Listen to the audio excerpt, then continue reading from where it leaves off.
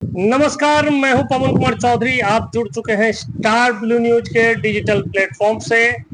आज हमारे साथ एक ऐसे शख्सियत बैठे हुए हैं जिनका हम कई बार आपको परिचय करा चुके हैं और ये परिचय के मोहताज नहीं है, क्योंकि हमारे चैनल के जो अधिकांश दर्शक हैं इनके काफी मुरीद हैं। दर्शकों की डिमांड लगातार बढ़ती जा रही है कि इनका इंटरव्यू हमारे चैनल पे अधिक से अधिक आए। इनका परिचय मैं आपको दे ही देता हूं।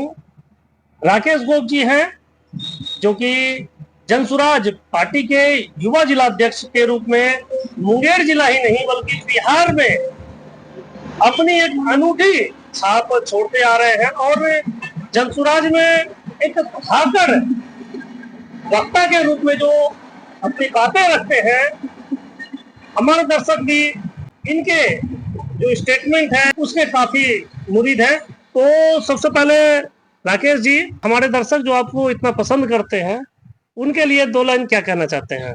सर्वप्रथम आपके चैनल एसबीएम को बहुत बधाई और आपके बुद्धिजीवी दर्शकों के लिए मेरा विशेष आभार है, प्रणाम है। आप मुझे पसंद करते हैं, जनसुराज की बातों से आप इत्तेफाक रखते हैं और आप एक युवा को जिसका कोई पॉलिटिकल बैकग्राउंड नहीं है, हम किसी नेता मंत्री के बेटे नहीं हैं, हमारे सौभाग्य में यह नहीं था कि हम किसी चांदी का चम्मच लेके पैदा हो। समाज में अपने राजनीतिक संघर्षों से पिछले कई दशकों से अपना एक्सरसाइज करते आ रहे हैं और एज ए राजनीति का विद्यार्थी जो भी प्रैक्टिस करते हैं, जनसुराज में भी एक पॉलिटिकल स्टूडेंट की तरह ही बिहेव करते हैं और सीखते रहते हैं चीज़ों को। आप जैसे लोगों से भी बहुत कुछ सीखने को मिलता है, कुछ बोलने का आप लोग मंच देते हैं तो बड़ा आत्मविश्वास बढ़ता है। आपके दर्शक का बहुत शुक्रगुजार हूं और मैं ईश्वर से प्रार्थना करता हूं कि हम और आप और आपके दर्शक जो हैं, हम लोग सब लोग एक बेहतर बिहार के निर्माण के लिए, एक ऐसे बिहार जिसमें कि सबों का सम्मान हो, सबको रोजी रोटी का जुगाड़ हो, तो वैसे बिहार के लिए हम लोग प्रयासरत हैं। आपका विशेष आभार। आपका चैनल पब्लिक से जुड़े हुए हर एक मुद्दों को और बिना पक्षपात के निष्पक्षता से जो आप लोगों के बीच में सूचनाओं को लेकर के जाते हैं, तो आपका विशेष आभार और आपके दर्शकों को विशेष आभार कि आपने मुझे सराहा, आपने मुझे प्रोत्साहित किया।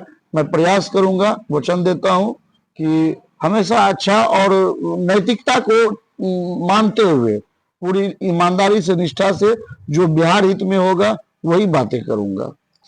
राकेश जी, ये तो बात हुई आपके, हमारे और हमारे दर्शकों के बीच का जो एक कड़ी जुड़ चुका है, लेकिन आप राजनीति से बिलोंग करते हैं और ऐसे देश जिसे कहा जा सकता है कि एक लोकतांत्रिक देश है, धर्मनिरपेक्ष देश है, और जहां हिंदू मुस्लिम सिख ईसाई हम सब आपस में भाई भाई ये नारे दिए जाते हैं, लेकिन इस देश की जो खूबसूरती है धर्मनिरपेक्षता, लेकिन यहाँ की जो राजनीति है उसमें कहीं ना कहीं सभी पार्टियां, अमूमन जितनी भी पार्टियां हैं, सभी पार्टियों का कहीं ना कहीं धार्मिक मुद्दों से जो जुड़ाव है, धर्म का जिस प्रकार से भारत में राजनीतिकरण होता है सभी राजनीतिक पार्टियों के द्वारा किया जाता है।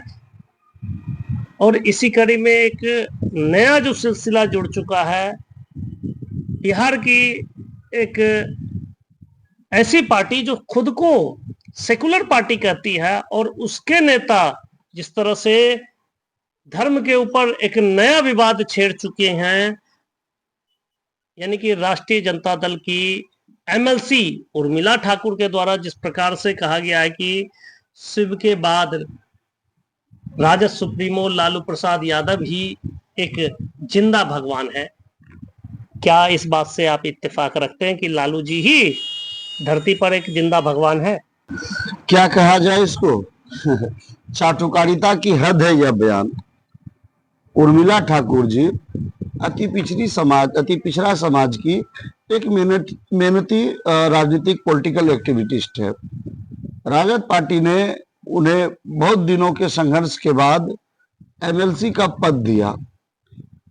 अब वो कह रही है, उनका बयान है कि शिव के बाद भगवान शिव शंकर सृष्टि के जो देवों के देव हैं, महादेव हैं, उस भगवान शिव शंकर के बाद लालू प्रसाद यादव जी ही इस दुनिया में जिंदा भगवान है।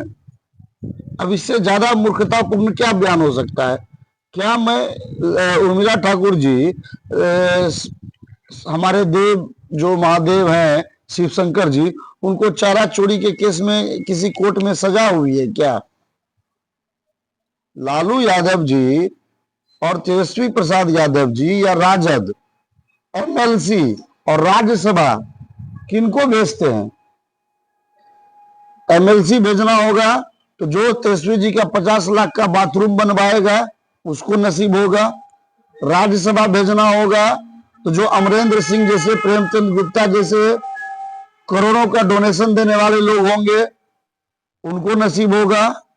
और कभी कभी अपना राजनीतिक भौकाल टाइट करने के लिए जब किसी अति पिछड़ा की बेटी को, किसी दलित की बेटी को, मुन्नी रजक जैसे लोगों को, उर्मिला ठाकुर जैसे लोगों को एमएलसी बनाना होगा तो कब ये बनाते हैं?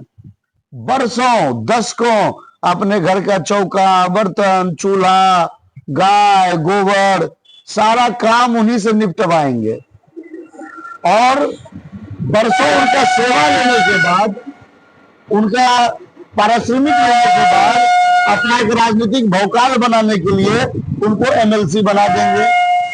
यहां तक आप पता कर लीजिए, उर्मिला ठाकुर जी का जो एमएलसी फंड है वह भी तेजस्वी यादव के चट्टे बट्टे तय करते हैं। सिर्फ उनको यह हक है कि आप एक फ्लैट ले लीजिए, सरकार की वेतन उठा लीजिए और एक गार्ड ले लीजिए और जा करके पूरे बिहार में एक प्रोपेगेंडा फैलाइए कि मैं अति पिछड़ा समाज की बेटी हूं, मुझे लालू यादव जी ने ये सम्मान दिया, वो सम्मान दिया। और तेजस्वी जी को भगवान बनाइए, लालू यादव जी को भगवान बनाइए। अगर लालू यादव जी, आप बोलिए ना कि लालू यादव जी देश के सबसे बड़े नेता हैं, आप बोलिए कि लालू यादव जी बहुत ही बड़े राजनेता हैं, आप बताइए। मैं भी मानता हूं लालू यादव जी सदी में जन्म लेते हैं, आप इस देश में कोई दूसरा लालू पैदा नहीं कर पाइएगा। उनके राजनीतिक विश्लेषण हो सकते हैं, उन्होंने कई सारे अच्छे कार्य किए हैं और कई सारे जंगल राज का भी प्रतीक बना है। इसी बिहार में चंपा विश्वास कांड हुआ, उनके राज में हुआ, उनके शासनकाल में हुआ। गौतम शिल्पी हत्या हुआ, बाते नरसंहार हुआ, मियापुर नरसंहार हुआ, जंगल राज का पर्याय हो गए लालू प्रसाद यादव जी। तो क्या ये शिव भगवान से इनकी तुलना करना कितनी बेईमानी है? भगवान हमारे पूजा का, हमारी आस्थाओं का, हमारी धार्मिक भावनाओं के सुप्रीम होते हैं और एक राजनेता मानव होते हैं। आप भगवान से नेता की तुलना कर रहे हैं। मैं राजद के लोगों को कहूंगा कि लालू यादव जी को 10 सर्कुलर आवास से हटा करके किसी मंदिर में जाकर के विराजमान करवा दीजिए और राजद के सारे भक्तगण लोग उनको दिन रात धूप अगरबत्ती दिखाइए। ये उर्मिला ठाकुर जी चाहती हैं। लालू यादव जी के स्वास्थ्य का तो ख्याल रखिए। उनके, वो एक पार्टी के राष्ट्रीय अध्यक्ष हैं, आपकी पार्टी के राष्ट्रीय अध्यक्ष हैं, क्यों उनका फर्जियत करा रहे हो भाई? क्यों उनका मजाक उड़ा रहे हो? और आप मनुवाद को गाली बकिएगा, शिव भगवान से लालू यादव जी की तुलना कीजिएगा, उन भगवान के बदले लालू यादव जी को बिठा दीजिएगा और जो है आप कहिएगा कि भारत के संविधान खतरे में आ गया। भारत का संविधान डॉक्टर भीमराव अम्बेडकर साहब लिखे थे और अम्बेडकर साहब ने बौद्ध धर्म ज्वाइन कर लिया था। तो राजद के लोग बताएं कि बौद्ध धर्म कब ज्वाइन करेंगे? शिव भगवान पर टीका टिप्पणी करना बंद करें। शिव भगवान जी चारा चोरी के केस में सजा याफ्ता नहीं है। भगवान हमारी आस्था का केंद्र है, ईश्वर हमारे पूजनीय है। लालू यादव जी हमारे आदर्श हो सकते हैं, प्रेरणा स्रोत हो सकते हैं, ईश्वर नहीं हो सकते हैं। राजद की जब बात छिड़ी है तो राजद में वो भी दलित नेत्री यानी सारिका पासवान के साथ जिस प्रकार से प्रकरण इन दिनों देखने को मिला है, जिस प्रकार से एक नेता के द्वारा सारिका पासवान को साड़ी उतारने की बात कही गई और कई ऐसे शब्दों का प्रयोग किया गया जिसे हम अपने चैनल के माध्यम से नहीं बताना चाहेंगे, लेकिन जिस प्रकार से सारिका पासवान के बारे में अपशब्दों का प्रयोग किया गया, इसे जनसुराज पार्टी किस तरह से देखती है? इसे महिला अपमान के रूप में देखा जाए या दलित अपमान के रूप में देखा जाए, क्या आप मानते हैं? देखिए, दलित अपमान और महिला अपमान तो ये है ही, लेकिन ये एक वाहियात बयान है। जिस किसी ने भी कहा है उसे याद रहना चाहिए, दुर्योधन ने भी कभी किसी की साड़ी उतारने की बात की थी, दुशासन ने वो प्रयास किया था और किसी कृष्ण का एक उंगली पर्याप्त था। भारत है, बिहार है, महिलाओं के सम्मान के लिए महाभारत हो जाया करता है। इसलिए हाँ, ये बयान क्यों, उसका एक राजनीतिक एजेंडा है। राजद के नेता, राजद के जो अभी राजकुमार हैं, उनको लगता है कि बिहार में सत्ता पाने का मात्र और मात्र एक विकल्प है, जातिवाद का जहर घोलो। सारिका पासवान जी के का जो बयान है वो एक सुनियोजित साजिश है बिहार में जातीय उन्माद को फिर से पैदा करने का, बिहार को 90 के दशक में फिर से अगड़ा और पिछड़ा की राजनीति में धकेलने का। सारिका पासवान जी से गाली दिलवा दिए एक ब्रह्म ऋषि समाज के एक ऐसे पुरोधा को जिनको वो लोग पुरोधा मानते हैं, तो इसमें क्या आपत्ति है? आपने उनका मुर्दाबाद कर दिया और वो समाज, वो जो आहत है इस भावना से, इस बयान से, वो गाली किसको बक रहे हैं? लालू यादव को, यादवों को। वो सारिका पासवान को गाली नहीं बक रहे हैं, वो यादवों को गाली बक रहे हैं। तो तेजस्वी जी ने क्या किया?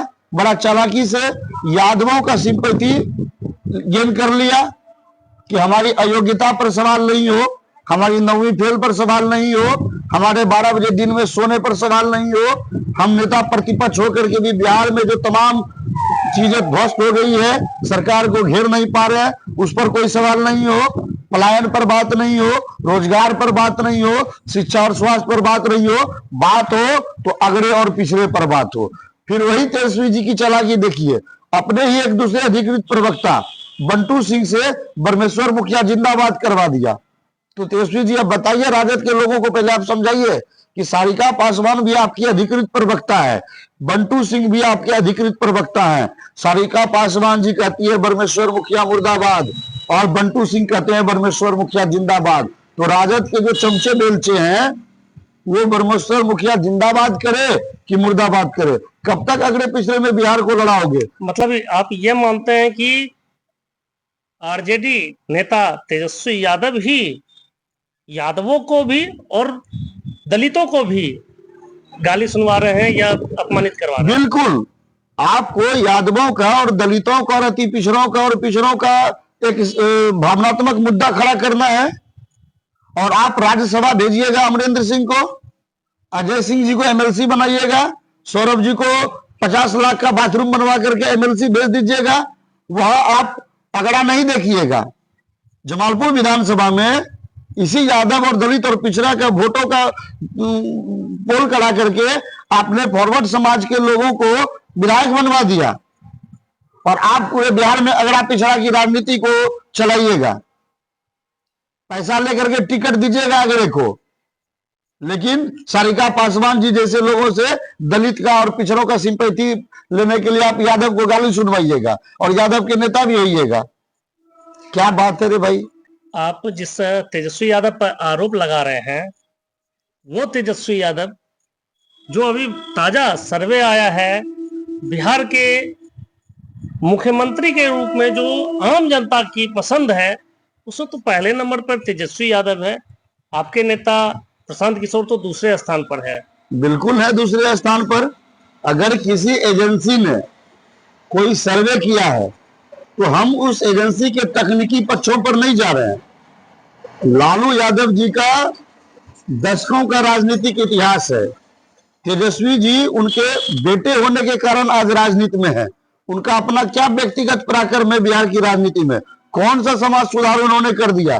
क्या ऐसा राजनीति में पराक्रम उन्होंने दिखा दिया कि तेजस्वी जी को लोग तेजस्वी जी की वजह से वोट करते हैं? अगर लालू यादव जी की परछाई नहीं हो तो तेजस्वी यादव जी एक मुखिया का चुनाव जीत पाएंगे क्या? लेकिन जहां तक प्रशांत किशोर जी की बात है, प्रशांत किशोर जी किसी राजनेता के घर में जन्म नहीं लिए।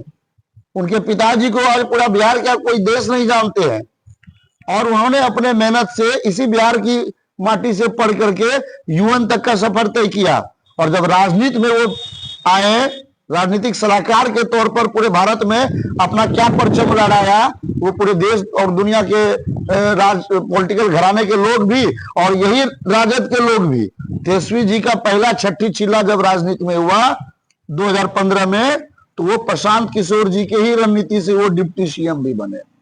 तो कहां राजद के युवराज और कहां प्रशांत किशोर जी। आपने कहा कि प्रशांत किशोर जी बिहार की लोकप्रियता में मुख्यमंत्री पद के दूसरे सबसे पसंदीदा चेहरे हैं, ये हमारी उपलब्धि है। अभी हम मात्र 1-2 साल का सफर तय किए हैं और जनता यह कह रही है कि बिहार का मुख्यमंत्री प्रशांत किशोर को होना चाहिए। प्रशांत किशोर जी या जनसुराज का मुद्दा बिहार का मुख्यमंत्री बनना या बनाना नहीं है। मेरा ये भी सवाल है, इसमें छोटा सा सवाल और छुपा हुआ है कि क्या प्रशांत किशोर दूसरे स्थान पे ही रहेंगे कि पहले स्थान पे भी पहुंचेंगे? आप कुछ दूर तुमको और तय तो करने दीजिए। राजद अपने स्थापना काल से, जो राजद अकेले पूर्ण बहुमत में बिहार और झारखंड में जब एक साथ हुआ करता था असेंबली, उस समय लालू यादव अपने दम पर पूरे राजद को चुनाव जितवा देते थे। आज वही राजद के लोग बिना गठबंधन के उप मुख्यमंत्री भी नहीं बन पाते हैं। जिनको वो दिन रात गाली बकते हैं, उसी का फिर चरणामृत पी करके उप मुख्यमंत्री बनते हैं। प्रशांत जी अभी एक चुनाव भी लड़े हैं पूरे बिहार में। हम तो अभी अपनी नई पार्टी बनाए हैं ना, और हम दूसरे नंबर पर पसंदीदा मुख्यमंत्री के चेहरे हो जाते हैं। थोड़ा सफर तो तय होने दीजिए, थोड़ा अधिसूचना तो बिहार के चुनाव का जारी हो जाने दीजिए, 1-2 चरणों का चुनाव तो हो जाने दीजिए। आपको तो जनता ने उपचुनाव में पूरी तरह से नकार दिया। बिल्कुल नकार दिया, स्वीकार है, लेकिन हम 35,000 वोट भी एक विधानसभा में लाए हैं, कहीं 20,000 वोट भी लाए हैं। जो पार्टी 5 दिन पहले बनी हो और उपचुनाव में बिना संगठन का, बिना कोई तैयारी का हम चुनाव लड़ने गए, और एक तरफ एनडीए और एक तरफ इंडिया गठबंधन, और उसमें मांझी जी की जहां पुतौह जीती है इमामगंज से, वहां में 37,000 वोट मिला है। आप इसको अगर जनता का नकारना कहते हैं, पूरे बिहार में हमें 10% वोट मिला है, आप इसे जनता का नकारना कहते हैं, तो आपके नकारने को मैं सराखों पर लेता हूं, और मैं अपना मेहनत इस कदर तेज करूंगा कि मैं ईश्वर से और बिहार की जनता से, मालिक से ये अपेक्षा रखूंगा, आशीर्वाद मांगूंगा कि जनता मुझे सराखों पर बिठाए और 37,000 से 67,000 तक पहुंचाए। और आने वाले बिहार के चुनाव में आप देखेंगे कि जनसुराज को बिहार के लोग हाथों हाथ ले रहे हैं या नहीं ले रहे हैं, वो जनता पर छोड़ दीजिए ना आप। प्रशांत किशोर जितनी बातें करते हैं, हम ये बदलाव करेंगे, वो बदलाव करेंगे, तेजस्वी यादव भी तो जनता से वायदे कर रहे हैं।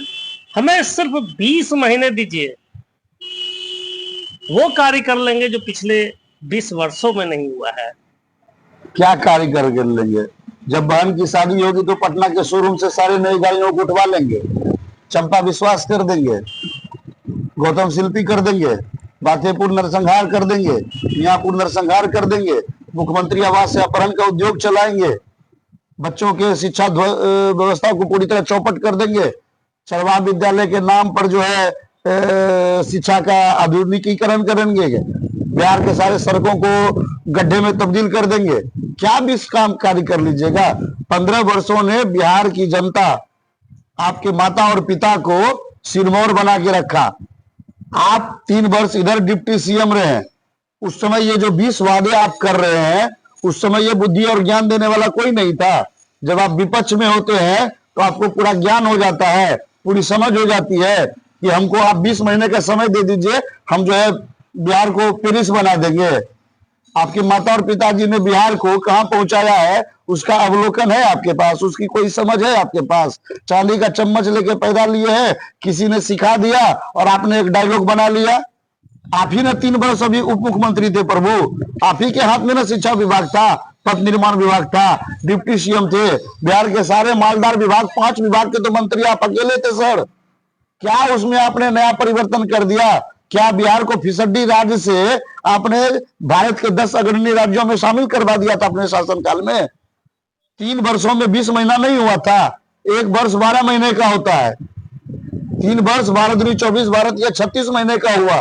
36 महीने आप डिप्टी सीएम रहे बिहार के, छोड़िए आपके माता पिता की राज को हटा भी दे तो 36 महीने आप बिहार के डिप्टी सीएम रहे, तो 20 महीना और आप मांग रहे हैं।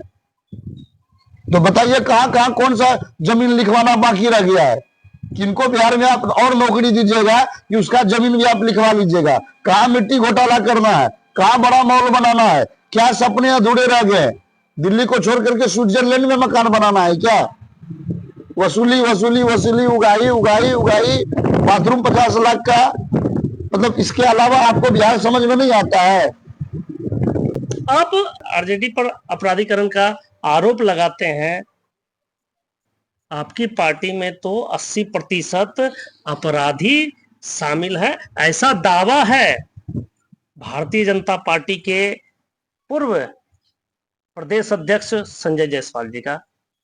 संजय जायसवाल जी भारतीय जनता पार्टी के सबसे काबिल सांसद हैं। कुछ दिन पहले ये बिहार के प्रदेश अध्यक्ष थे और ये महोदय कह रहे हैं कि जनसुराज में 80% अपराधी है। तो संजय जायसवाल जी, बिहार में सरकार किसकी है? राजद की या जनसुराज की या कांग्रेस की? भाजपा की ही ना सरकार है, केंद्र में भी और बिहार में भी। और ये इतने मूर्खाना बयान है कि ये सत्ता में हैं और बिहार की पुलिस इनके अंदर है और 80% बिहार का अपराधी जनसुराज में है और ये बेचारे पकड़ नहीं पा रहे हैं। या तो बिहार की पुलिस इनका सुन नहीं रही है या बिहार की पुलिस को ये दिग्भ्रमित कर रहे हैं। आप अखबार के पन्नों को पलट लीजिए, लड़की सप्लाई का काम में भाजपा का नेता गिरफ्तार होता है, अवैध दारू के कारोबार में बिहार में भाजपा का नेता गिरफ्तार होता है, सेक्स रैकेट को चलाने में भाजपा का नेता गिरफ्तार होता है। एक अखबार में देख रहा था, इंदौर में भाजपा कार्यालय का नाली कॉन्डोम से जाम हो गया था।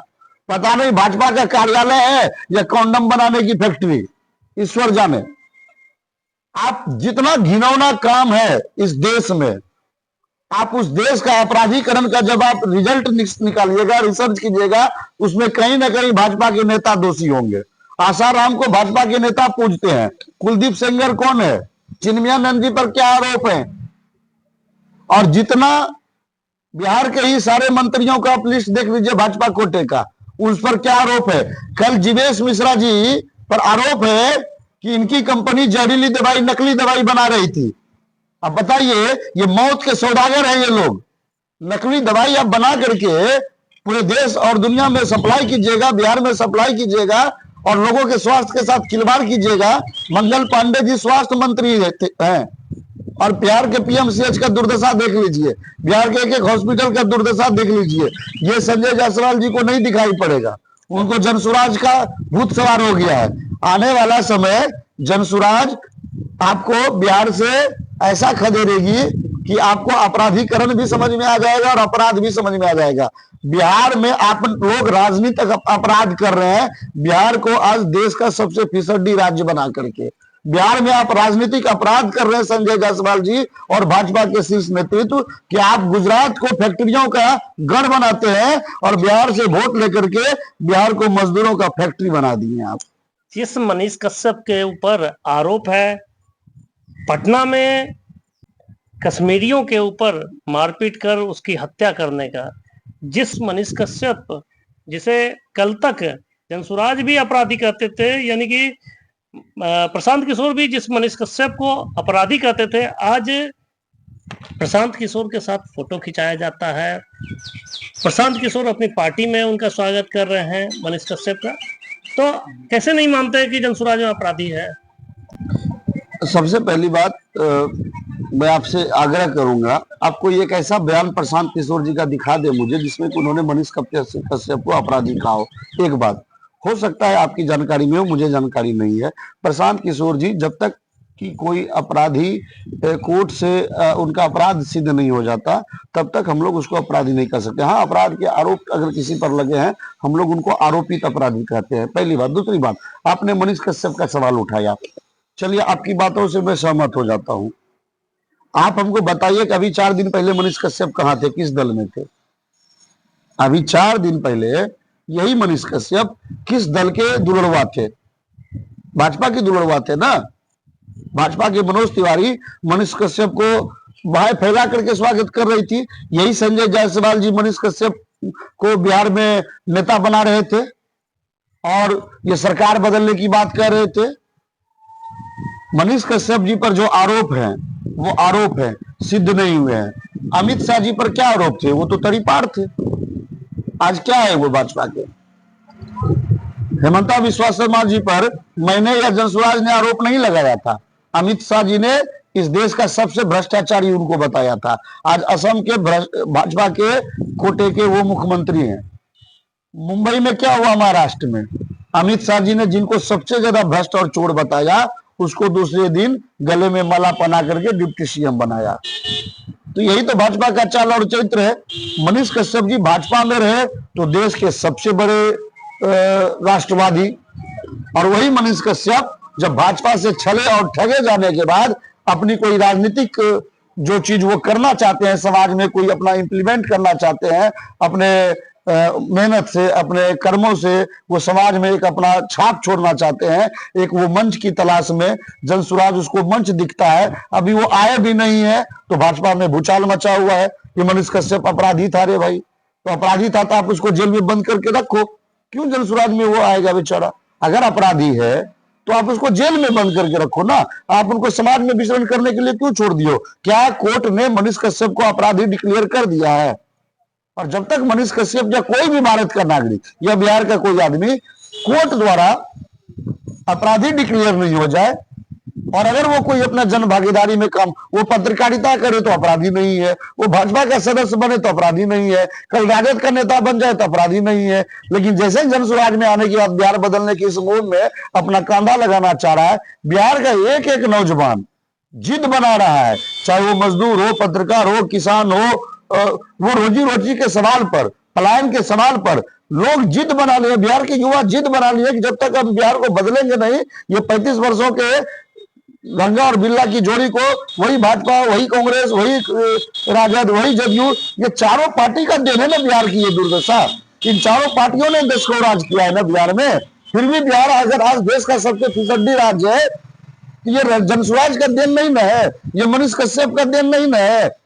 तो जिनका ये देन है कम से कम उसको तो बिहार के युवा बाइकआउट करे।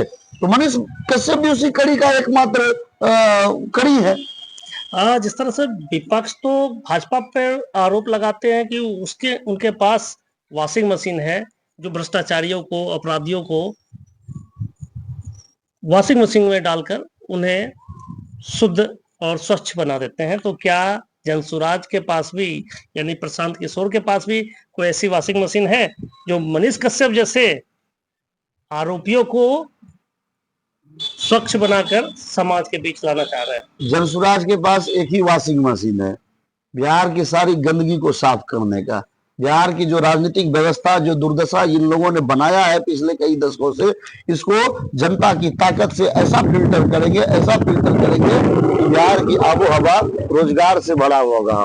बिहार के हर पंचायत में 1000 से 1500 बेरोजगारों के लिए यहीं पर 15 से 20 हजार कमाने की व्यवस्था होगी। बिहार के बच्चों के लिए वर्ल्ड क्लास एजुकेशन की व्यवस्था होगी।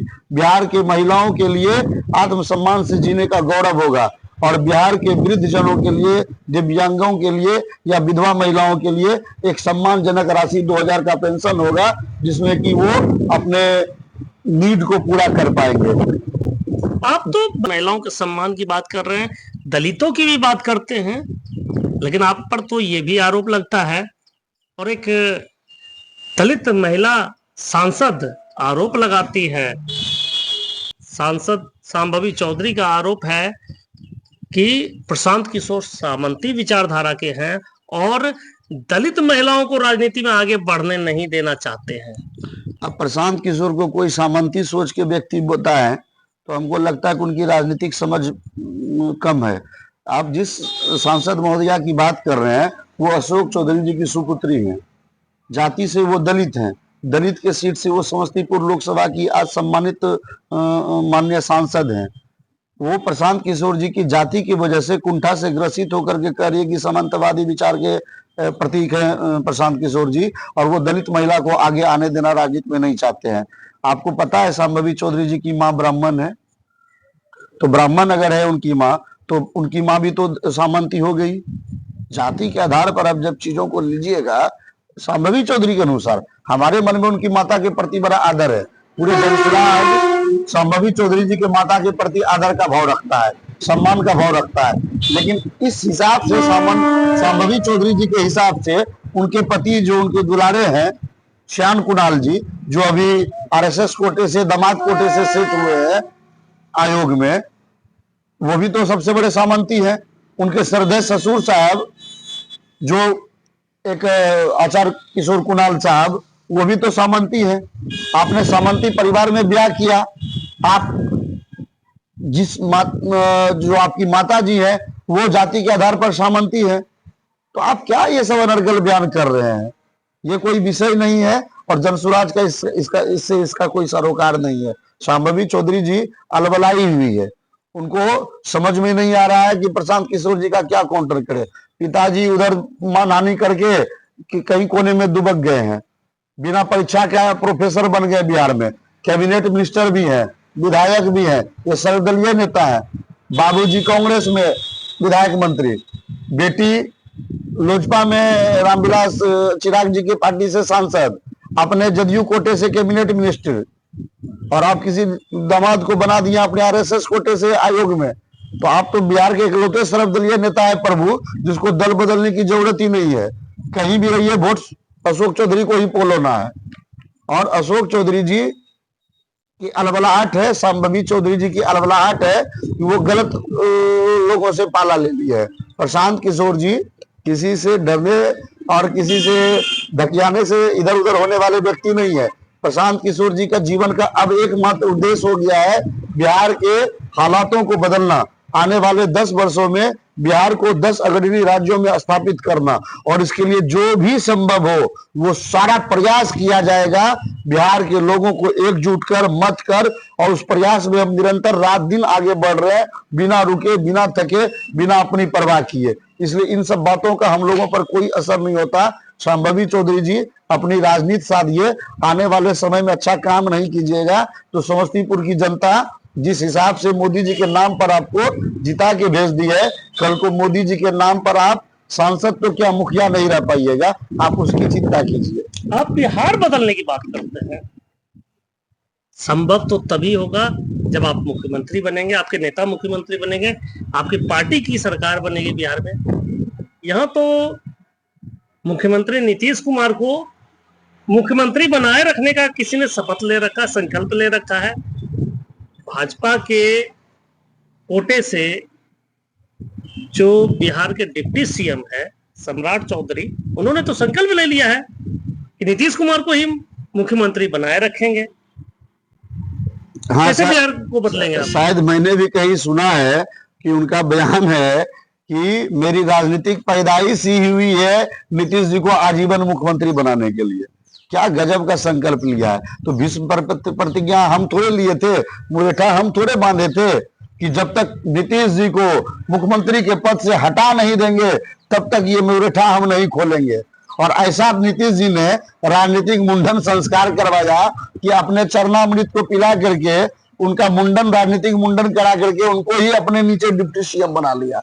अब ये कह रहे हैं कि मेरा राजनीतिक पैदाइश ही हुआ है नीतीश जी को मुख्यमंत्री बनाने के लिए। तो आदरणीय शकुनी चौधरी जी जब आपको पैदाइश किए थे तो उसमें शकुनी चौधरी जी भी कहे थे कि मैं मोदी जी को भागलपुर की धरती में गाड़ दूंगा। तो सम्राट चौधरी जी बताइए, जिनके आप सुपुत्र हैं, तो अपने पिता की भी जो आप पैदाइश हैं, तो मोदी जी आपको भाजपा का अध्यक्ष बनवा दिए, आप उनके अनुकंपा पर डिप्टी सीएम बन गए, तो आप अपने पिताजी का तो पैदाइश होने का धर्म अदा नहीं कर पाए सत्ता के चकाचौंध में। और आप नीतीश जी का चाटुकारिता करने लगे हैं कि अगले सेशन में भी हम ही डिप्टी सीएम रहे। तो लगे रहिए। बिहार में चुनाव से ठीक 2 से 3 महीने पहले वोटर लिस्ट का सर्वेक्षण किया जा रहा है, पुनरीक्षण किया जा रहा है। इस पर जिस प्रकार से विवाद छिड़ा है, जिस प्रकार से चुनाव आयोग को विपक्षी पार्टियां आरोप लगा रही है, संदेह के घेरे में ले रही है, जनसुराज पार्टी क्या मानती है इस पर? देखिए, जनसुराज पार्टी का स्पष्ट मानना है, जब आप बिहार चुनाव के मुहाने पर है, कब अधिसूचना जारी हो जाए कहना मुश्किल है। सबको पता है कि नवंबर के बाद बिहार का निजाम बदलेगा। तो ऐसे समय में जब आप पूरे बिहार के मतदाता सूची का पुनरीक्षण करने की बात आप कर रहे हैं, आप एक नया प्रैक्टिस सेशन करवा रहे हैं, तो चुनाव आयोग को पहले जनता को विश्वास में लेना चाहिए था, बिहार के राजनीतिक दलों को विश्वास में लेना चाहिए था, फिर आप ये प्रैक्टिस करते तो उसकी सात्विक स्थिति बनी रहती। चुनाव आयोग एक संवैधानिक संस्था है, इस देश का अटूट विश्वास अपने संवैधानिक संस्थाओं पर होता है। सुप्रीम कोर्ट, चुनाव आयोग, रिजर्व बैंक ऑफ इंडिया, ये सारे ऐसे संस्था है जो राजनीति से ऊपर का विषय है ये। और चुनाव आयोग जब ऐसा डिसीजन अभी लिए हुए है तो उसमें जो क्राइटेरिया है, आप आधार कार्ड को उसमें शामिल नहीं किए हैं एज प्रूफ के लिए। आप एज प्रूफ के लिए पुराने लोगों के माता पिता का भी आप जो है जन्म प्रमाण पत्र मांग रहे हैं, उनका शैक्षणिक प्रमाण पत्र मांग रहे हैं। तो एक अवधारणा बन गई है बिहार में कि पिछड़ों के वोट को, दलितों के वोट को, अति पिछड़ों के वोटों को या अल्पसंख्यकों के वोटों को, जो भाजपा को ऐसा लगता है कि जो वोटर ग्रुप हमारे डोमिनेटेड नहीं है, जो वोटर ग्रुप हमको पसंद नहीं करता है, तो हर विधानसभा में ऐसा एक आशंका व्यक्त किया जा रहा है कि 5,000 10,000 वोटों का आप मैनिपुलेशन कर दीजिएगा तो उससे आप अपने बिहार में जीत का रास्ता को प्रशस्त कर लीजिएगा। अल्टीमेटली जनता के हाथ में सारा पावर है और राजनीतिक दल संशय में है। ये डिसीजन चुनाव आयोग का है और मुझे लगता है कि जनता को और राजनीतिक दल को विश्वास में लेके ये करना था।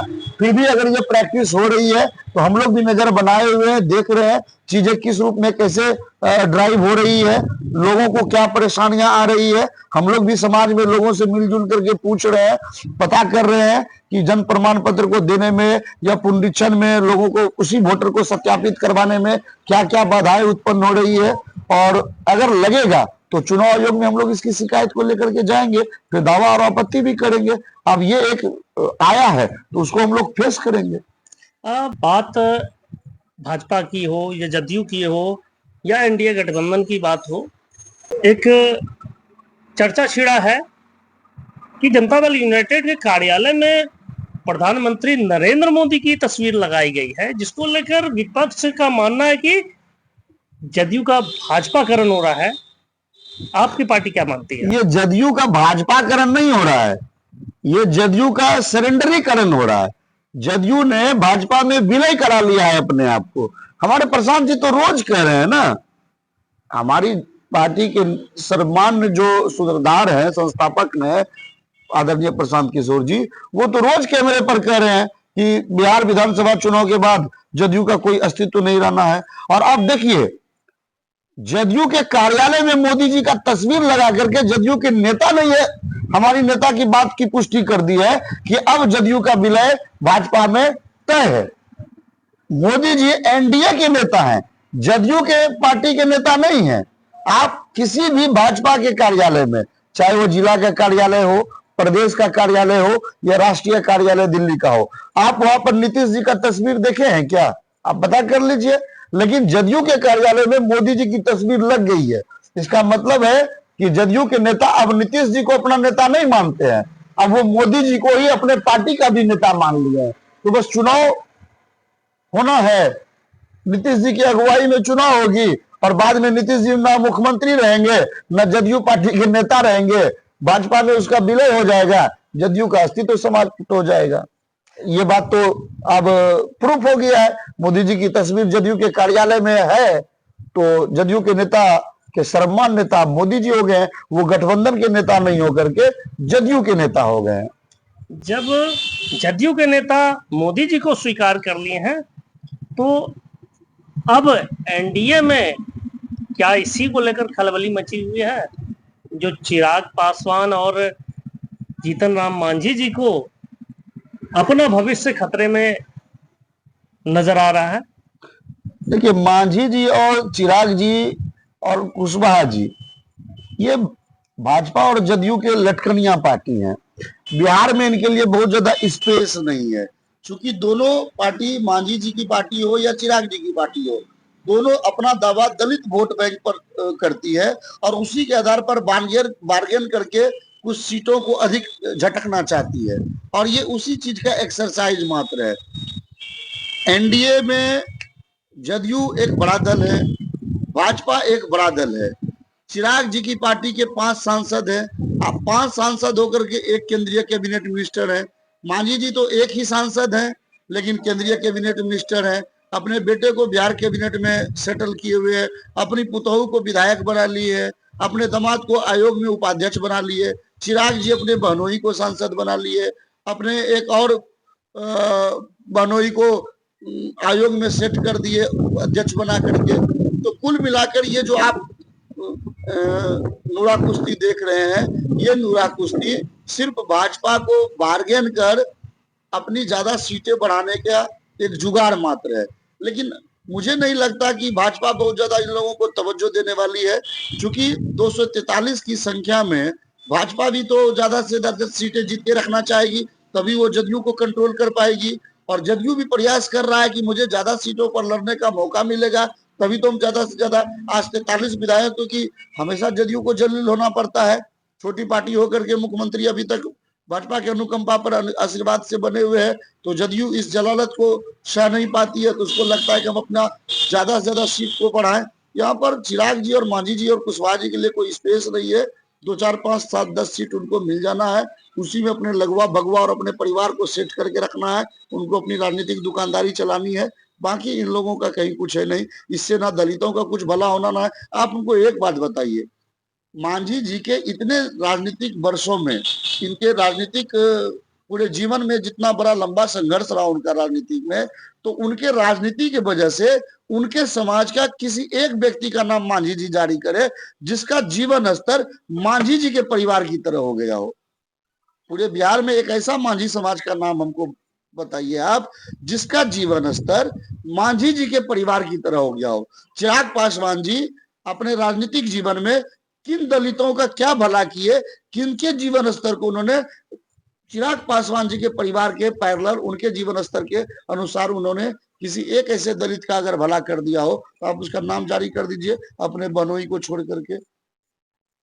बात बिहार के गौरव की है, जो बिहार का ऐतिहासिक गौरव था, उस ऐतिहासिक गौरव को वापस लाने के लिए आपके नेता तो कह रहे हैं कि हम शिक्षा में सुधार करेंगे, हम बिहार में उद्योग धंधे स्थापित कराएंगे, महिलाओं को सशक्त बनाएंगे। लेकिन भाजपा के नेता राजनाथ सिंह का दावा है कि भारतीय जनता पार्टी ही बिहार का खोया हुआ गौरव वापस ला सकती है। आदरणीय राजनाथ सिंह जी आज देश के रक्षा मंत्री हैं। 2014 से इस देश में केंद्र में भाजपा की सरकार है।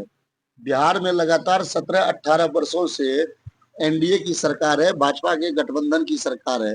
और अब राजनाथ सिंह जी के ही बयान को हम कोट करते हैं। राजनाथ सिंह जी ने कहा कि बिहार का गौरव भाजपा ही वापस दिलाएगा। तो अब बताइए, 11 वर्षों से प्रधानमंत्री मोदी जी के रहते 18-19 वर्षों से बिहार में एनडीए का गवर्नमेंट रहते बिहार का गौरव वापस नहीं हो पाया। यानी बिहार का गौरव पहले कभी था, ये राजनाथ सिंह जी स्वीकार कर रहे हैं। बिहार एक समय स्वर्णिम गौरव को रखता था, ये राजनाथ सिंह जी स्वीकार कर रहे हैं।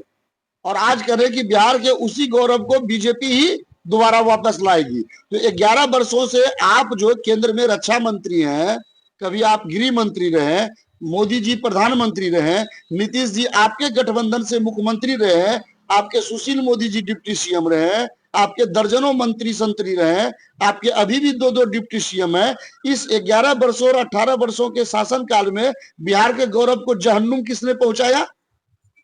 राजनाथ सिंह जी, भाजपा के लोग ये बताइए कि अगर बिहार का कभी गौरव था और आप 18 वर्ष बिहार में राज किए और इस राज करने के बाद करें कि बिहार के गौरव को भाजपा ही वापस करेगी, तो बिहार के गौरव को आज इस तहखाने में किसने पहुंचाया? बिहार के गौरव को तौहीन किसने किया, ध्वस्त किसने किया? और आप फिर कह रहे हैं कि भाजपा इसको करेगी। अब भाजपा को बिहार की जनता रिजेक्ट करेगी।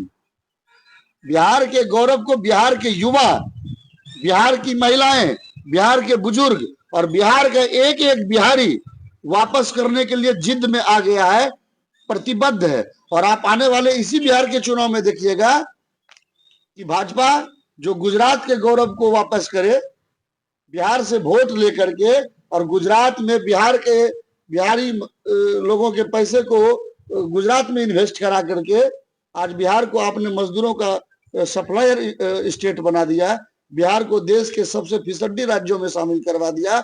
और जब आप प्रशांत किशोर जी ने, जनसुराज ने एक माहौल पैदा कर दिया है, एक वातावरण पैदा कर दिया है, पूरे बिहारी एकजुट हो रहे हैं इस सवाल को लेकर के, तो अब आपको बिहार के गौरव की चिंता होने लगी है। तो आप चिंता मत कीजिए राजनाथ सिंह जी, बिहार के युवा बिहार के गौरव को वापस लौटाने के लिए प्रतिबद्ध हो गया है।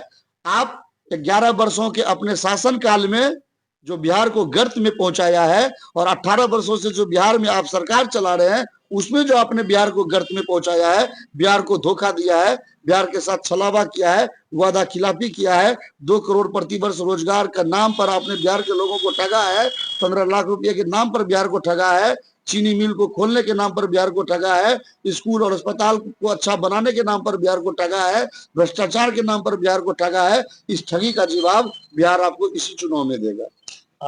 केंद्र सरकार के द्वारा जो वक्फ बोर्ड के खिलाफ कानून लाया गया, उसको लेकर बिहार की राजधानी पटना में गांधी मैदान में जिस प्रकार से एक माहौल बनाया गया, देश के बड़े बड़े नेता, कई पार्टियों के, विपक्षी पार्टियों के नेता वहां शामिल हुए। आपकी पार्टी की ओर से कोई ऐसा प्रतिनिधित्व करते नजर नहीं आए, प्रशांत किशोर नजर नहीं आए। प्रशांत किशोर क्या मुसलमानों को सिर्फ चुनावी वोट बैंक का एक प्यादा समझती है, लेकिन जब उनके समर्थन की बात आए तो गांधी मैदान में पहुंचे नहीं। देखिए, वक्फ बोर्ड कानून के सवाल पर प्रशांत किशोर जी का पहला वो नेता है जिनका स्टैंड क्लियर है। जनसुराज का स्टैंड क्लियर है कि वक्फ कानून अगर मुसलमानों के खिलाफ बना है, अल्पसंख्यकों के खिलाफ बना है, तो ये गलत है। अब सवाल रहा कि आपने गांधी मैदान में जुटे महाविशाल लोगों का आपने बात की, आपने हम पर यह आरोप लगाया कि जनसुराज सिर्फ मुसलमानों को वोट बैंक के रूप में देख रही है। आप हमको बताइए पवन जी, इस कानून के बनने से प्रभावित कौन वर्ग के लोग हैं? अल्पसंख्यक समाज के लोग, जिसमें ज्यादातर मुसलमान खतरा महसूस करते हैं कि वक्फ का कानून मेरे खिलाफ है, यानी मुसलमान पर ही ये पूरी तरह ये कानून प्रभावित करता है।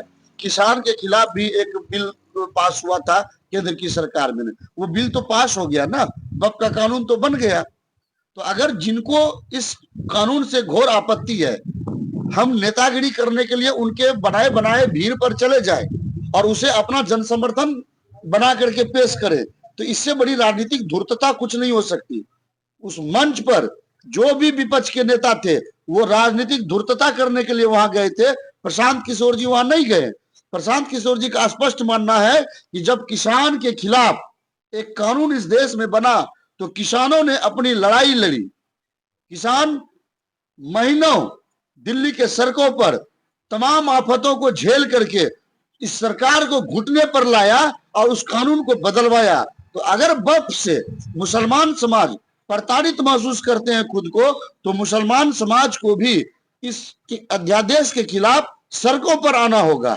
वो तेजस्वी जी को अपने मंच पर बुला करके, पप्पू यादव जी को अपने मंच पर बुला करके, कन्हैया जी को अपने मंच पर बुला करके, कांग्रेस के नेताओं को अपने मंच पर बुला करके, या प्रशांत किशोर जी को ही अपने मंच पर बुला करके अगर समझते हैं इस कानून को हम बदलवा देंगे, उसका कुछ फलाफल नहीं होना है। इसलिए नहीं होना है कि इस राजनीतिक दल में जब अपने लिए लड़ने की क्षमता नहीं बची एनडीए से, तो वक्फ के सवाल पर मुसलमानों की लड़ाई ये क्या लड़ेंगे।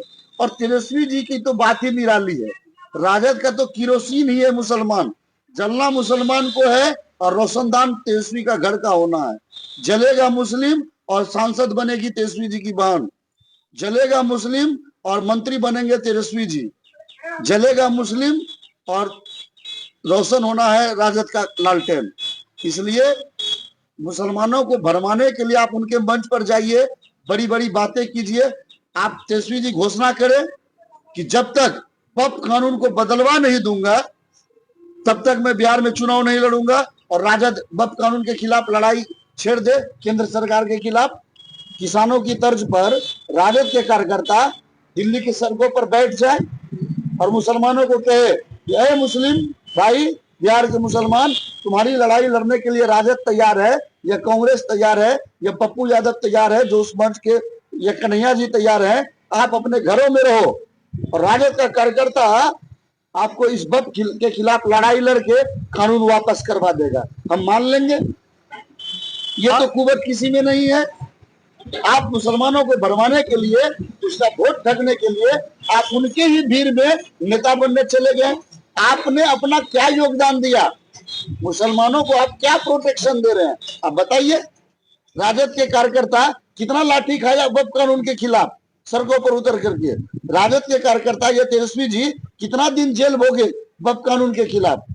तो आप सिर्फ लोगों को भरमाने जाइएगा, राजनीतिक रोटी सेकने जाइएगा, और ये लड़ाई अंततः मुसलमान समाज को ही लड़नी होगी। जनसुराज का स्पष्ट मानना है, हम इस वक्फ कानून के खिलाफ हैं। बात बिहार की हो गई, बात राष्ट्रीय स्तर की हो गई, अब बात अंतर्राष्ट्रीय स्तर की हम करते हैं।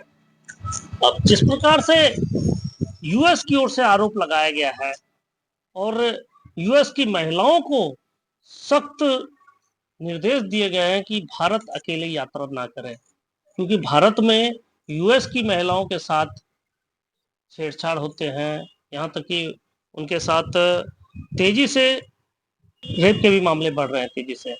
मैंने भी कहीं अखबार में पढ़ा है, एक बयान आया है कि शायद यूएस ने अपने नागरिकों को चेताया है, मतलब उनको आगाह किया है कि आप भारत में जब आप सफर करने जाओ तो अपनी सुरक्षा का ध्यान रखो, क्योंकि शायद भारत में रेप की संख्या बढ़ गई है। तो कोई देश अगर अपने नागरिकों की चिंता कर रही है तो ये अच्छी बात है, और ये एक राष्ट्रीय और अंतर्राष्ट्रीय मुद्दा है।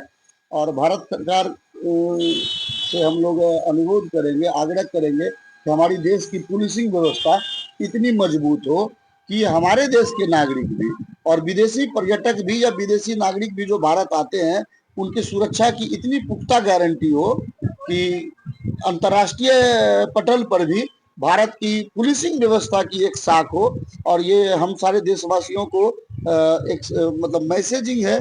हमें लगता है कि भारत सरकार इसका संज्ञान लेगी, और जो भी स्टेट पुलिस को लीड करने वाले स्टेट हेड होते हैं, मैं चाहता हूं कि वो भी इस चीज को रूटीन लें कि अगर विदेशों के कोई बड़े राष्ट्र अगर हम पर ये आरोप लगा रहे हैं कि हमारे देश में उनके नागरिकों की सुरक्षा व्यवस्था मजबूत नहीं है, तो हम पर एक बड़ा प्रश्न चिन्ह खड़ा होता है। सारे भारत के स्टेट पुलिस और स्टेट हेड यानी सीएम हमारे जो हैं, और खास करके देश के प्रधानमंत्री जी को इस पर जरूर संज्ञान लेना चाहिए, क्योंकि भारत की साख और भारत की छवि पूरी दुनिया में एक नंबर हो। हमारी अंदरूनी जो भी समस्याएं हो, लेकिन सुरक्षा के सवाल पर और खास करके महिला सुरक्षा के सवाल पर इस देश को पूरी दुनिया में एक नंबर होना चाहिए। ये मैं भी मानता हूँ और भारत का हर नागरिक मानता है। एक अंतर्राष्ट्रीय सवाल और है कि भारत और पाकिस्तान के बीच तनावपूर्ण स्थिति है। सिंदूर ऑपरेशन हुआ था, भारत और पाकिस्तान के बीच तनावपूर्ण स्थिति देखने को मिली थी। अब पाकिस्तान जो है संयुक्त राष्ट्र संघ का अध्यक्ष बन गया है। भारत के लिए कितनी खतरे की घंटी है? देखिए, ये एक अंतर्राष्ट्रीय मुद्दा है और बहुत ही गंभीर इशू है ये। इस विषय पर अनर्गल बयान नहीं होना चाहिए। हमारी चिंताएं हैं, हमको अपने विदेश नीति को फिर से अवलोकन करने की आवश्यकता है। निष्पक्षता से मैं कहना चाहता हूं, जिस मोदी जी का डंका भाजपा के लोग बताते हैं कि पूरी दुनिया में बजता है, हम जो है विश्व गुरु हो गए हैं। विश्व गुरु का कोई कंपटीशन नहीं होता है, कोई ओलंपिक नहीं होता है, किसी ने हमें विश्व गुरु का खिताब नहीं दिया है। भारत की विदेश नीति को एक बार फिर से देखना पड़ेगा, इनसे जुड़े हुए लोगों को, कि हम कहाँ जा रहे हैं। जिस पाकिस्तान को हमको दुनिया के पटल पर आतंकवाद के सवाल पर अलग थलग कर देना चाहिए था, वो संयुक्त राष्ट्र में अध्यक्ष हो जा रहा है। तो ये हमारे लिए एक खतरे की घंटी तो नहीं कह सकते हैं, लेकिन एक हमारा विदेश नीति पर एक बहुत बड़ा सवालिया निशान खड़ा करता है कि पाकिस्तान को आतंकी देश जहां हमें बनाना चाहिए था, पूरे दुनिया में उसको मतलब कि उसके छवि को सामने लाना चाहिए था। शायद उस मामले में हम विफल रहे हैं। और पूरी दुनिया में जो गोलबंदी है देशों की, तो भारत के साथ जो देश गोलबंद होते थे, आज वो देश कहीं ना कहीं पाकिस्तान के साथ अगर सॉफ्ट कॉर्नर रखने लगे हैं, तो ये भारत को सोचना पड़ेगा, हमें सोचना पड़ेगा। हम कुल मिला के यही कर सकते हैं कि हमें अपने हमारी विदेश नीति पर बहुत ही गंभीरता से, बहुत ही बारीकी से, सारे दलीय बातों से ऊपर उठ करके भारत की सुरक्षा के लिए, भारत की साख के लिए, क्योंकि पाकिस्तान जैसा आतंकवादी राष्ट्र अगर यूएन में अध्यक्ष हो जा रहा है, तो भारत के लिए एक बहुत बड़ा सवाल है। ये कहीं ना कहीं हमारी विदेश नीति फेल है। ये भारत के सरकार को स्वीकार कर उस दिशा में सुधार कर आगे बढ़ना होगा। अब बातचीत का सिलसिला खत्म करने से पहले एक आखिरी सवाल, और वो भी बिहार की आगामी विधानसभा चुनाव से जोड़कर है कि क्या वाकई 2025 विधानसभा चुनाव जनसुराज पार्टी के लिए एक नया सवेरा लेकर आएगी? देखिए, जनसुराज पार्टी, पवन जी, अभी इनिशियल फेज में है। हम पहली बार बिहार के लोगों को मत करके, बिहार के ही लोगों को जुटा करके, बिहार के करोड़ों लोगों को मिला करके जनता का राज स्थापित करने के लिए जनसुराज को लाए हैं। हमारे प्रणेता, हमारे सूत्रधार आदरणीय प्रशांत किशोर जी लगातार 2-3 वर्षों से बिहार की गलियों का धूप फाँक रहे हैं। ना बरसात देख रहे हैं, ना धूप देख रहे हैं, ना गर्मी देख रहे हैं, ना ठंडी देख रहे हैं। आप सर्द रातों में भी प्रशांत को देखे होंगे और गर्मी में भी देखे होंगे, बरसात में भी आप देखे होंगे, पाँव में कीचड़ को भी आपने देखा होगा। और अभी आप बदलाव यात्रा भी आप लोग कवर कर रहे होंगे तो देख रहे होंगे कि जिस हिसाब से प्रशांत किशोर जी के साथ बिहार की जनता जुड़ रही है, पहला कोई ऐसा उम्मीद का किरण वर्षों के बाद, दशकों के बाद बिहार की जनता में आस जगा पाया है, जो जातिवाद से उठ करके, हिंदू मुसलमान से उठ करके, अगड़ा पिछड़ा से उठ करके, आपसी भेदभाव से हट करके, जो सिर्फ बिहार के विकास को लेकर के चिंता जाहिर कर रहा हो और उसके पास पूरा रोड मैप हो, एक विजन हो, पूरा डाटा हो, पूरा सिस्टम हो। इस बड़े लेवल पर तैयारी कभी बिहार ने पहले नहीं देखा। और प्रशांत किशोर जी निस्वार्थ भाव से, उनके दिल और दिमाग में जो लोग ये कहते हैं वो मुख्यमंत्री बनना चाहते हैं, आप यकीन रखो प्रशांत किशोर जी के दिमाग में एक ही मकसद चल रहा है कि जब तक बिहार से पलायन को पूरी तरह समाप्त नहीं कर देंगे और गुजरात और तमिलनाडु और कर्नाटक से लोग यहाँ आजीविका चलाने के लिए आने लगेंगे और हम बिहारी लोग उनको जलालत नहीं देंगे, उनको हिकारत की नजरों से नहीं देखेंगे, बल्कि उन्हें रोजी रोटी कमाने का भी और सम्मान के साथ उनको एक अवसर मुहैया कराएंगे। तो जिस दिन ऐसा बिहार हम लोग बना पाने में सफल होंगे, उसी दिन जनसुराज का मकसद पूरा हो जाएगा। हम लोग एक आधार बना करके, वैज्ञानिक डाटा, सारे तथ्यों को जुटा करके फिलहाल इस प्रयास में है कि बिहार को देश के दूसरे अन्य राज्यों की तुलना में, महाराष्ट्र की तुलना में, गुजरात की तुलना में, तेलंगाना की तुलना में, कर्नाटका की तुलना में, यानी 10 अग्रणी राज्यों में हम शामिल करवाएं। और इसके लिए सत्ता परिवर्तन भी आवश्यक है और मूल हमारा व्यवस्था परिवर्तन है। और सत्ता परिवर्तन तो होना ही होना है। आप नवंबर 2000 विधानसभा चुनाव का रिजल्ट आने दीजिए, आपको बिहार का निजाम बदला हुआ महसूस होगा, बिहार की आबो हवा बदली हुई महसूस होगी। और आप लगातार देख रहे हैं लाखों लोग बिहार के जो आज हैं वो जिद बनाते जा रहे हैं जनसुराज को, जनता का राज स्थापित करने के लिए। और बिहार की जरूरत है इस समय जनसुराज, बिहार की आवश्यकता है जनसुराज। बिहार में एक उम्मीदों का किरण बन गया है जनसुराज।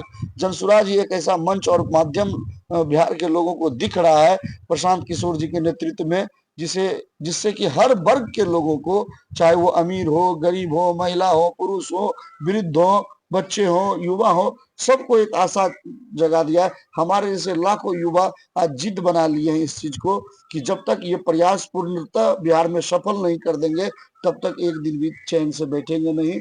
और मुझे भरोसा है अपने बिहार पर, अपने बिहारियों पर, अपने बिहारी गौरव पर। हम जिद्दी आदमी हैं, बिहारी अगर ठान लिया है तो दशरथ मांझी जी के वंशज हम लोग हैं।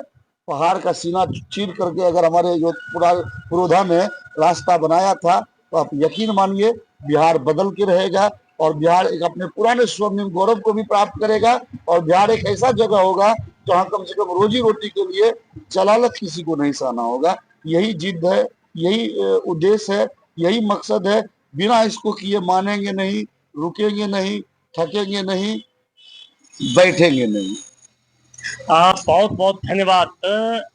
ये थे राकेश गोप जी, जो जनसुराज पार्टी के युवा जिला अध्यक्ष के रूप में मुंगेर में एक अपनी अनूठी पहचान बना रखे हैं, और जो दावा है कि बिहार की जनता की एक आखिरी उम्मीद है जनसुराज बिहार को देश के 10 अग्रणी राज्यों में शामिल कराना।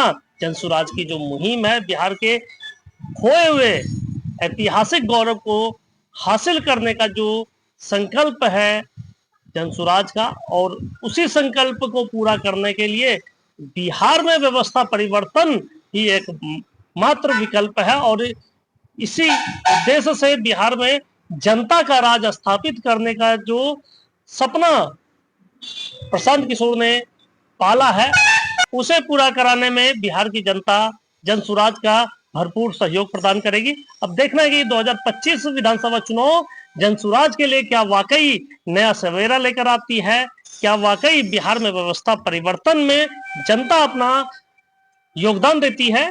हम पूरी नजर बनाए रखेंगे। जुड़े रहे स्टार न्यूज के डिजिटल प्लेटफॉर्म से। तब तक के लिए धन्यवाद।